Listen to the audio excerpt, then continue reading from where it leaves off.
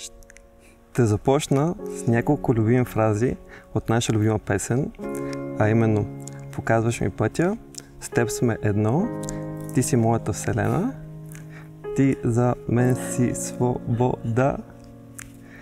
Благодаря ти, че вярваш в мен, че ме караш да се чувствам уверен в себе си. Заради теб започнах да правя неща, които никога не съм си представил, че бих могъл.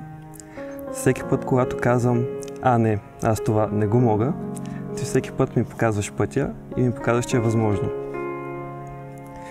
Няма да забравя как прекосихме България заедно, как преминахме през снежна буря и мъгла, в която едва открихме пътя си. Как в най-трудния период за нас, когато се роди Денис, ти беше силна и неотлъчна до нас и заедно успяхме да се преборим и съхраним.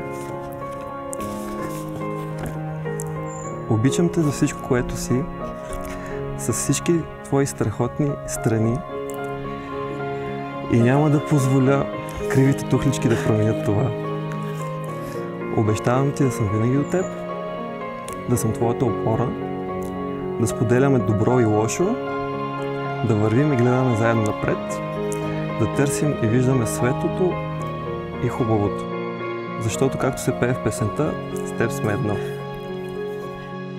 И днес, когато Вселената ни замерва с падащи звезди Персеиди, аз си пожелавам да сме здрави, влюбени, да виждаме и ценим хубавите неща около нас, да се радваме на живота, да пазим детското и лудото, да пътешестваме и да предизвикваме себе си.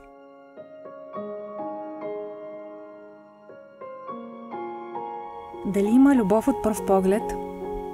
Отговорът за мен е абсолютно да. Още помня деня или по-скоро нощта, когато те видях за първи път. Видях едно усмихнато момче, което излъчваше нещо много специално. Отне и 2 години да се открием отново, но явно съдбата си знае своята работа. Сега стоя пред теб, за да ти кажа, че ти, Динчер Дауд, си любовта на моя живот. Ти си мой най-добър приятел. Ти си най-прекрасният и всеотдаен баща, за който децата ни могат да си мечтаят.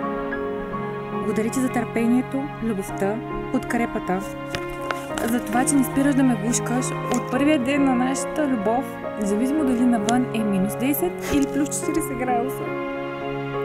И това наистина не се е променило за всичките години, откакто сме заедно. Не винаги разбирам чувството ти за хумор и шегичките ти, но дори и тези моменти ми показват, че ти си моят специален човек. Не мога да ти обещая, че ще готвя повече или че ще чистя по-малко. Но това, което мога да ти обещая тук и днес, е, че ще се грижа за вас с Денис, ще те подкрепям дори в най-невъзможните за теб задачи, като например да научиш 2 хора за 1 час. И ще те обичам безрезервно.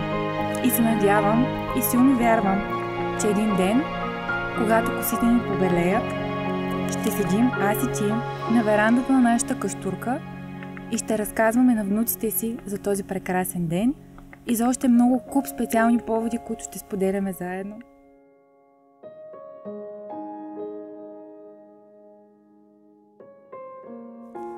Обичам те, любов моя. Обичам.